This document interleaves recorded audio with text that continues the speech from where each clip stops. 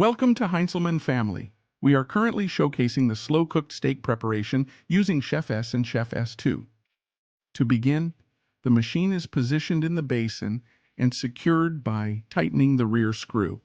Next, we set the desired temperature and preheating time. For this particular steak size, it should cook for 2 hours at 55 degrees Celsius. Following the cooking process, the steak can be marinated with assorted herbs before placing it along with butter into a sous vide bag.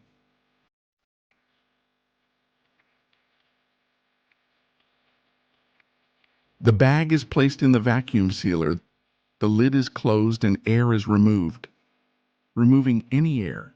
And once the target temperature is reached from the sous vide stick, indicated by a beep sound, the steak bag is submerged in the basin and the start button is pressed. Upon completion of the cooking time, another beep will signal that the steak is ready to be removed. Aside from being juicier, slow cooking makes meat a lot more tender and flavorful. This way can break down those connective tissues like collagen.